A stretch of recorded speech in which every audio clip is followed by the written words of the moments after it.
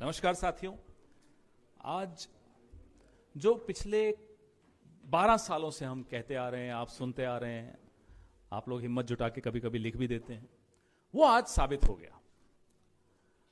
जो private army की तरह ईडी, सीबीआई, इनकम टैक्स, चुनाव आयोग सबको इस्तेमाल किया जा रहा है। मैं सरकार शब्द नहीं बोलूंगा, मैं प्रधानमंत्री शब्द भी नहीं बोलूंगा, मैं गृह मंत्री भी नहीं बोलूंगा, माफ कीजिएगा, मैं कहूंगा गैंग्स ऑफ गांधीनगर। ये गैंग्स ऑफ गांधीनगर जिस तरह से हमारी एजेंसीज का दुरुपयोग करता है, आज वो बेनकाब हो गया। आज उस पोल खुल गई। राउज एवेन्यू की एक अदालत ने नेशनल हेरल्ड, जो पिछले 12 साल से आप लोग रोज सुनते हैं लगभग, का जो केस, जो ईडी ने एक फर्जी केस बनाया था, आज ईडी के उस केस का संज्ञान लेने से इनकार कर दिया। The court has refused to take cognizance of the ED's case on National Herald against Mrs Sonia Gandhi, against mister Rahul Gandhi and others. ये साजिश क्या थी? ये साजिश क्यों थी? ये साजिश किसने रची? किसने रची? मैंने आपको बता दिया, गैंग्स ऑफ गांधीनगर। ये क्यों रची? आपने देखा आज से 3 दिन पहले, 2 दिन पहले रामलीला मैदान में लाखों लोग इकट्ठे हुए। आपने देखा कि राहुल गांधी बड़ी मुस्तैदी से, बड़ी निडरता से लोकतांत्रिक मूल्यों की रक्षा करने के लिए हमेशा सड़क पर होते हैं, हमेशा आवाज उठा रहे होते हैं। आपने देखा कि इस देश का संविधान और इस देश का लोकतंत्र तबाही होने की कगार पर है। अगर उसको कोई रोक कर खड़ा है तो वो राहुल गांधी है, वो कांग्रेस पार्टी है। ये साजिश इसलिए रची जा रही है कि कैसे राहुल गांधी को हतोत्साहित।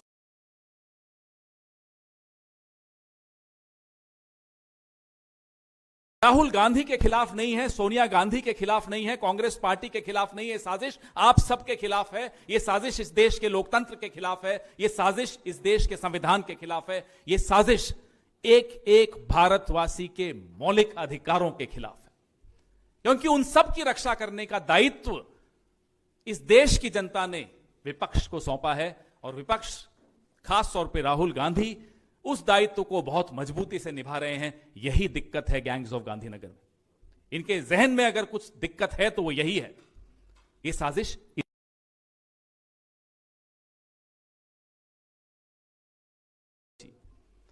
पिछले 12 साढ़े 12 सालों से टीवी डिबेट्स हो रही हैं, हेडलाइन बनाई जा रही हैं, सुर्खियां बटोरी जा रही हैं, लोगों का ध्यान बाकी तमाम मुद्दों से हटाकर नेशनल हेरल्ड पर क्यों लाया जा रहा है? कभी पूछिए आप। अभी जब हम यहां बात कर रहे हैं तो संसद में चल रहा है, एक चर्चा चल रही है, डिबेट्स चल रही हैं कि महात्मा गांधी के नाम से जो स्कीम है, महात्मा गांधी का नाम हटाया जा रहा है। यह सब कुछ जुड़ा हुआ है। महात्मा गांधी हो या नेशनल हेरल्ड हो, यह सब स्मृति चिन्ह है उस लंबे संघर्ष के जिसकी वजह से हमें और आपको आजादी मिली। आपको पता होगा कि नेशनल हेरल्ड पर अंग्रेजों ने प्रतिबंध लगाया था, और आज ये वही लोग जो उस वक्त मुखबिरी की साजिशें रचते थे, आज फिर नेशनल हेरल्ड के खिलाफ साजिशें रच रहे हैं। ये साजिशें इसलिए रची जा रही हैं। पीएमएलए, मेरे साथी बड़े काबिल वकील हैं, मोहम्मद खान, आप जानते हैं इनको, जाने माने हैं। ये आपको और इसके बारे में कानूनी बातें ये रखेंगे। लेकिन पीएमएलए का केस एक ऐसी कंपनी पर जो नॉट फॉर प्रॉफिट कंपनी है, सेक्शन 25 की कंपनी है, कैसे लग सकता है? जहां न आपको तनख्वाह मिल सकती है, जहां 1 रुपए का आपको बेनिफिट मिल सकता है, ना जहां अपने प्रॉपर्टी, यंग इंडिया की कोई प्रॉपर्टी ट्रांसफर नहीं हुई, कुछ सेल नहीं हुई, पीएमएलए का केस लगा दिया। तो ये आपकी प्राइवेट आर्मी नहीं है ईडी। और ईडी के अफसर, सीबीआई के अफसर, इनकम टैक्स के अफसरों को आज आंखें खोलकर, कान खोलकर समझ लेना चाहिए, सुन लेना चाहिए कि वो खुद अपने भविष्य के साथ तो खिलवाड़ कर ही रहे हैं, इस देश के लोकतंत्र के भविष्य के साथ भी खिलवाड़ कर रहे हैं। यह खतरा उन सब के लिए है जो कठपुतली बनने को तैयार हो जाते हैं। आज जो राहत मिली है, राहत, ये 4 या 5 नाम, सोनिया जी, राहुल जी और जो अनेक हमारे साथी हैं, उनके नाम की बात नहीं है। उनको राहत मिली ये बात नहीं, ये राहत आप सबको मिली है। ये राहत इस देश के लोकतंत्र को मिली है, क्योंकि चुप कराने की साजिशें चलती रही और चलती रहेंगी आगे भी। जब भी राहुल गांधी वोट चोरी की बात करते हैं, कोई महत्वपूर्ण मुद्दा उठाते हैं, तो प्रधानमंत्री का क्या जवाब?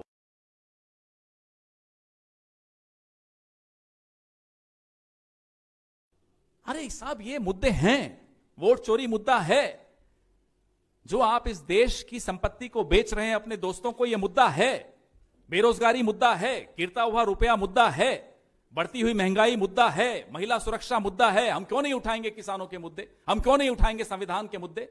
हम क्यों नहीं उठाएंगे दलितों, आदिवासियों, अल्पसंख्यकों, महिलाओं, सबके मुद्दे? हम जब भी ये मुद्दे उठाते हैं, हमारा मुंह बंद करने के षड्यंत्र रचे जाते हैं।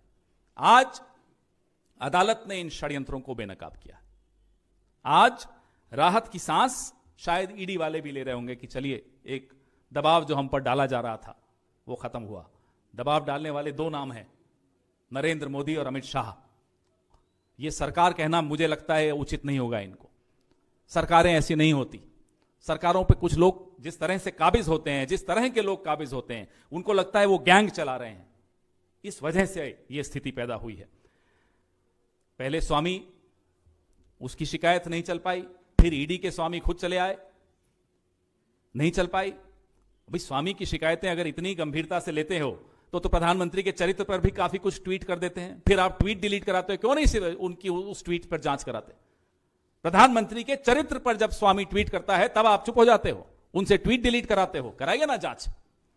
वो तो एप्स्टीन फाइल्स, ये वो फलाना ढिमका बहुत कुछ बोल रहे हैं, करिए, चलाइए, मांग करते हैं हम भी, चलिए जांच करवाइए। मजाक बना के रखा है इस देश के लोकतंत्र का कि सारी एजेंसियों की आंखें खुलती हैं सिर्फ विपक्ष को देखने के लिए, कान खुलते हैं सिर्फ विपक्ष के खिलाफ। अब आपके सामने जो हुआ, तथ्य आपके सामने हैं। बार बार हम इस पूरे केस, इस पूरे प्रकरण के विषय में हम आपके सामने आते रहे हैं। अब तो आप लोगों को भी रट गया कि पीएमएलए में क्या सही फिट बैठता है, क्या नहीं बैठता, सेक्शन 25 की कंपनी कौन सी होती है। मोहम्मद जी और मेरी जरूरत ही नहीं आपको, आप खुद समझते हैं। फिर भी मैं मोहम्मद जी से आग्रह करूंगा, निवेदन करूंगा कि वो आपको संक्षिप्त में कानूनी पहलू भी समझाएं। नमस्कार साथियों, आप सब लोग इस मुद्दे को काफ़ी सालों से कवर करें, 12 साल से अधिक हो गए हैं। आप जानते हैं, इस to put it very very bluntly, इस केस में कोई दम तो है नहीं। 12 साल हो गए हैं, अलग अलग इन्वेस्टिगेशन एजेंसीज का इस्तेमाल किया गया है, सीबीआई के सामने शिकायत डाली गई, इनकम टैक्स डिपार्टमेंट को जुरिस्डिक्शन दी गई, और अब पिछले 7 सालों से ईडी का दुरुपयोग किया जा रहा है। हमारी राय में दो चीज़ें ही इसमें समझना ज़रूरी हैं आज के संदर्भ में। एक तो ये है कि इस केस में मोमेंटम जो था वो अब ख़त्म हो गया है। इस केस में जो सारे आर्ग्यूमेंट्स पेश हुए हैं, सारी बातें जो पेश हुई हैं, जो सारे दस्तावेज पेश हुए हैं, आज जज ने कह दिया मैं इनका कॉग्निजेंस ले ही नहीं सकता हूँ, मैं ले ही नहीं सकता हूँ इनका कॉग्निजेंस। तो आज की तारीख पे पीएमएलए का केस जो था, जो इन्होंने बनाया था इतने सालों में, उसका मोमेंटम ख़त्म हो गया है। एक तरीके से ये जुरिस्डिक्शनल फेलियर है पीएमएलए की तरफ से। और सच्ची बात कही जाए, केस में कभी दम तो था ही नहीं। जैसे पवन सर ने बताया, सेक्शन 25 की कंपनी है, सारे फैक्ट्स आप लोगों के सामने हैं, कोई चीज़ छिपी भी नहीं है। गांधी परिवार और बाकी जितने भी इसमें डिफेंडेंट्स हैं केस में, सबने बड़ी पारदर्शिता के साथ आपके सामने आके केस के सारे फैक्ट्स रख दिए हैं, सारे पेपर्स आप लोगों के सामने हैं। छुपने की बात तो दूर, छुपना तो दूर की बात, राहुल जी स्वयं ईडी के सामने गए, लंबी लंबी उनसे क्वेश्चनिंग हुई, हर नज़रिए से क्वेश्चनिंग हुई, हर डायरेक्शन से उन पर हर तरीके से उनसे सवाल पूछे गए।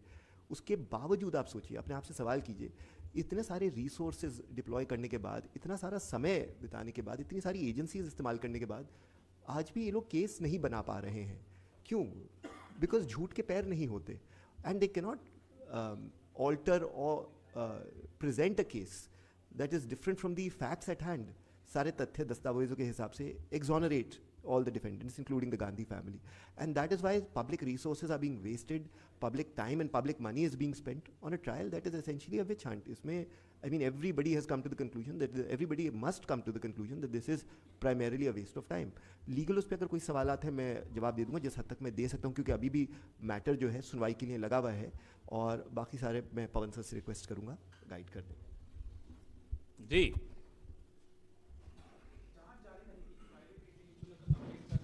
चार्जशीट का नहीं था, लेकिन जांच जारी रहेगी, और पुलिस ने भी इसके जो उन्होंने कहा वो अलग बात है। तो जैसा कि मैंने आपको कहा, कानूनी प्रक्रिया जो चल रही है उनकी, उस पर मैं टिप्पणी नहीं कर रहा, लेकिन यह बात पूरे देश ने समझ ली, पूरे देश ने देख ली कि आज एक बहुत बड़ी नैतिक और राजनैतिक जीत हुई है।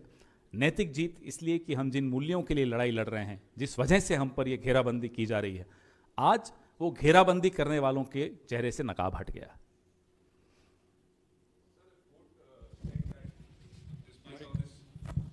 So the court said that despite all the hearings that the arguments were presented, the court said we are not delving into the merits of the case, and we are passing the order on the law point that there was no FIR filed.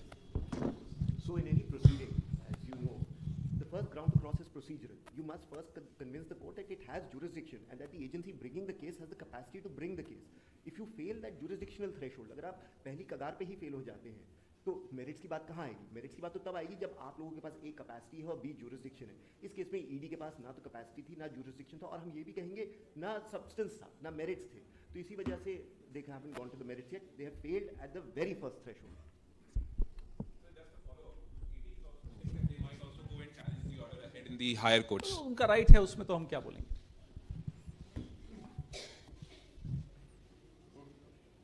जब आरोप लगाते हैं ये लोग तो बड़े सवाल होते हैं, जब इनके आरोप गिर जाते हैं तो सवाल नहीं पूछते। आप लोग पूछिए ना। कोर्ट से राहत मिली कांग्रेस को, इसके बाद इस केस की आगे क्या दशा दिशा होने वाली है? बताएंगे, ये तो वकील साहब बताएंगे। कांग्रेस अब आगे क्या करेगी इसमें?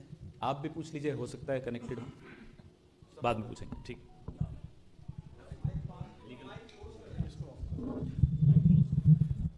देखिए अभी मैं इतना ही बोलूँगा कि अभी जो ऑर्डर आया है वो अपलोड हो जाएगा, हम सब उसे पढ़ेंगे, we will understand what it says in its entirety. अगली डेट पे जज साहब ने आर्ग्यूमेंट्स के लिए लिस्ट किया है। At this stage because we have a lot of options to evaluate, we will go over them and form a strategy. हम अपनी स्ट्रैटेजी बनाएंगे और अकॉर्डिंगली आपको अगले कुछ दिनों में पता लग जाएगा, क्योंकि देखिए कांग्रेस छुपाती नहीं है, हम अपनी स्ट्रैटेजी जनता के सामने रख देते हैं। और हमारा मानना ये है कि देखिए अब केस में कुछ बचा नहीं है, जब चार्जशीट ही नहीं है हम किस चीज़ के खिलाफ आर्ग्यू करें, बात ही ख़त्म हो गई। तो obviously we will push for a closure of the case.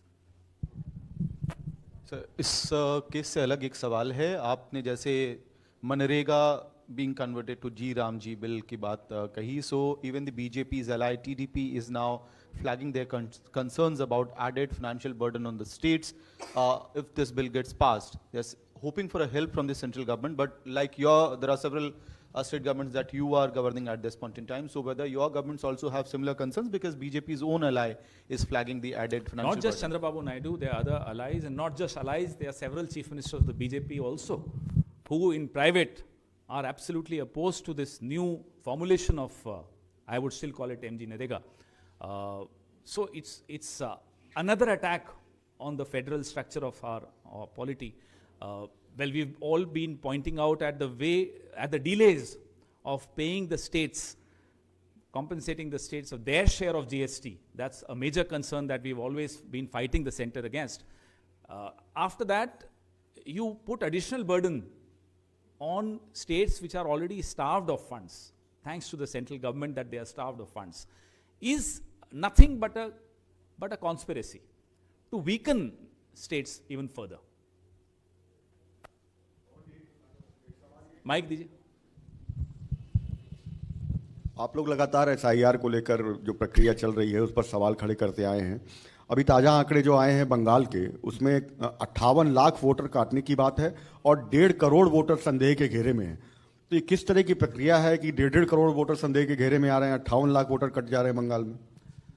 आपको देखकर समझ में आ रहा होगा कि जब से राहुल गांधी जी ने वोट चोरी और एसआईआर पे सवाल उठाने शुरू किए, सबूत देने शुरू किए, बौखलाहट तमाम सीमाएं पार कर चुकी है। कभी सुना आपने कि देश का कोई गृह मंत्री संसद में खड़े होकर इतनी अमर्यादित भाषा का प्रयोग करे? संसद के बाहर तो मर्यादा शब्द इनको शायद वाकिफ ही नहीं हो उस शब्द से, दोनों गांधीनगर के जो दोनों सपूत हैं, लेकिन संसद के भीतर भी इस तरह की बदजुबानी ये दिखाती है कि ये इनकी चोरी पकड़ी गई। आप जो आंकड़े दे रहे हैं बंगाल के, ऐसे अलग अलग राज्यों से आंकड़े आ रहे हैं।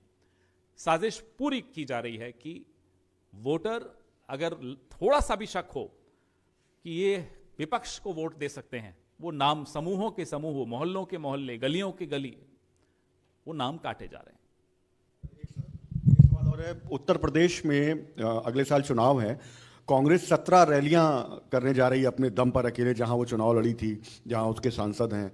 तो क्या समाजवादी पार्टी के साथ गठबंधन रहेगा या बिहार की तरह आखिर तक सीटों का बंटवारे में दिक्कत ना है इसलिए ताकत लगा रही है? मुझे तो दिख नहीं रहा अविनाश पांडे जी यहाँ बैठे नहीं है, जब वो हों प्रभारी हैं उनसे पूछिएगा। नहीं तो रैलियां करने में क्या मतलब मेरे को तो आपसे मालूम पड़ रहा है रैलियां हो रही हैं। अविनाश पांडे जी को मैं ढूंढ रहा था, मुझे न दाएं दिखे न बाएं दिखे, यहाँ सामने भी नहीं दिखे। अरे आप राष्ट्रीय प्रवक्ता हैं सर। नहीं, राष्ट्रीय प्रवक्ता तो था मैं, अब तो मैं चेयरमैन हूँ। तो अब तो और बड़ी जी। आप बार बार मेरी डिमोशन करते हैं, लेकिन मैं अभी उस प्रमोशन पे भी नहीं आया कि अविनाश पांडे जी की तरफ से जवाब दे सकूं। महासचिव हैं मीडिया डिपार्टमेंट के, हम लोग मान ले रहे हैं। अब बताइए जरा सर, 17 रैलियां प्रभारी उत्तर प्रदेश के नहीं है ना। 17 रैलियां आप करने जा रहे, नहीं पार्टी को बिहार में जिस तरह से झटका लगा, क्या आप उत्तर प्रदेश में अभी से तैयारी जैसा करना मैंने चाहते आपको कहा कि जो प्रभारी हैं उत्तर प्रदेश की रणनीति क्या है वह बता पाएंगे। अभी तक उन्होंने हमें नहीं साझा किया हमसे कि क्या रणनीति है, तो मैं आपसे कैसे साझा करूं?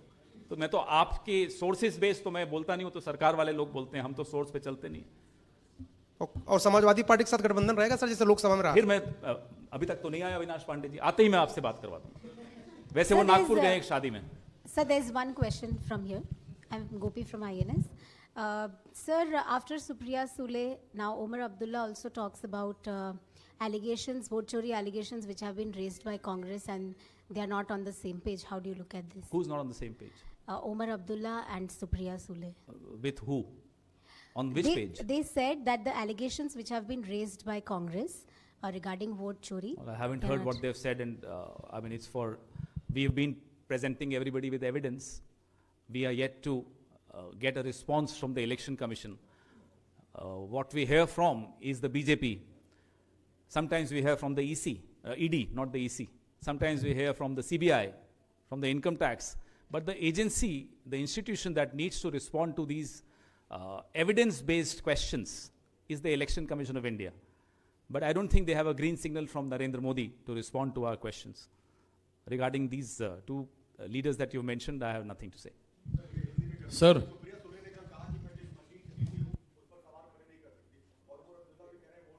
जैसा मैंने कहा, जो हमने सवाल पूछे हैं मशीन से कहीं हटकर पूछे हैं, हमने पूरी प्रक्रिया पर सवाल लगाए हैं, हमने वोटर्स लिस्ट पर सवाल उठाए हैं, हमने ब्राजीलियन मॉडल की फोटो 222 जगह आपके सामने रखी है, हमने डुप्लीकेशन आपके सामने रखी है, हमने यह भी एक्सपोज किया है कि जो डी डुप्लीकेशन का जो सॉफ्टवेयर है वो चलता ही नहीं है। हमने अनेक चीज़ें आपके सामने सबूतों के साथ सवाल खड़े किए हैं, उसमें मशीन अभी तक नहीं आई है।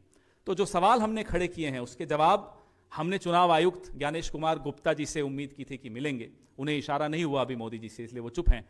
तो जवाब कभी मोदी जी के कैबिनेट के लोग देते हैं, कभी ईडी वाले दे देते हैं, कभी सीबीआई वाले दे देते हैं। जवाब क्या होता है? नेशनल हेराल्ड, 2 शब्दों का जवाब होता है।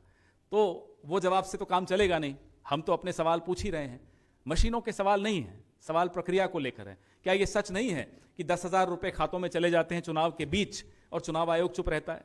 क्या इस पे किसी को संशय है?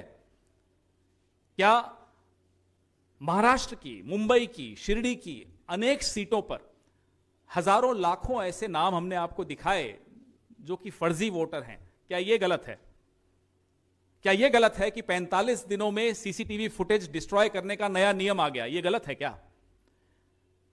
मुझे बताइए, क्या मशीन रीडेबल इलेक्टोरल रोल मांगना क्या अपराध है, गुनाह है इस देश में? क्या इसमें किसी को आपत्ति है? सवाल हमारा फ्रेंच में है, जवाब आप हिंदी में देते हो तो काम नहीं चलेगा ना साहब। सवाल मशीनों पे नहीं है, सवाल इस पूरी प्रक्रिया पर है, सवाल नियत पर है, क्योंकि इसी नियत से यह प्रक्रिया निकल कर आई है। क्यों आपने पूरी कानूनी इम्यूनिटी दे दी ज्ञानेश कुमार गुप्ता को? क्यों आपने चीफ जस्टिस ऑफ इंडिया को पैनल से बाहर करवा दिया जो चुनाव आयोग की सिलेक्शन होती है? क्या यह गलत बोल रहे हैं हम? गलत क्या बोल रहे हैं ये बताइए सर। क्योंकि बिहार चुनाव में एसआईआर प्रक्रिया के बाद जो लाखों वोट कटे थे उसको बड़ा मुद्दा आप लोगों ने बनाया था। आज 5 राज्यों का जो ड्राफ्ट वोटर लिस्ट है वो प्रकाशित किया गया है, जिसमें बंगाल है, जिसमें आपका राज्य राजस्थान है, जिसमें गोवा है, पुडुचेरी है। क्या इंडिया गठबंधन के दल या कांग्रेस, आप लोगों ने एक्सरसाइज किया है कितने लाख वोट कटे हैं, कितने डुप्लीकेसी वोट कटे हैं? लगातार आ रहे हैं इनपुट्स हमारे इन तमाम राज्यों से। राजस्थान से काफी कुछ आ भी चुका है, बाकी राज्यों से भी, गोवा से भी आ चुका है, और हम उनको स्टडी करके हमारे जो कानून के लोग हैं, हमारे एक्सपर्ट्स, ये भी, क्योंकि अभी तो पब्लिश हुआ है तो थोड़ा समय दीजिए, जो भी हमारी आपत्तियां होंगी जहां दर्ज करानी है वहां भी दर्ज कराएंगे और आपके सामने भी दर्ज कराएंगे। जी से सवाल किया गया तो उनका कहना था कि ये तंदूर बंद कर दिए, ध्यान रखना। बीते सरकारें जो थीं जिसके अंदर कांग्रेस का 15 साल का शासन था और 11 साल आम आदमी पार्टी जो इंडिया अलायंस की पार्टनर है, उनके दुष्कर्मों का नतीजा है जिसके कारण पॉल्यूशन बढ़ा है। सरकार मैं प्रयास बहुत कर रही है। हैरान हूं, मुझे लगता है मोदी जी भी बहुत नाराज होंगे ये बात सुनकर, क्योंकि उन्होंने नेहरू जी को जिम्मेदार नहीं ठहराया। शुरू वहां से करना चाहिए था। धन्यवाद।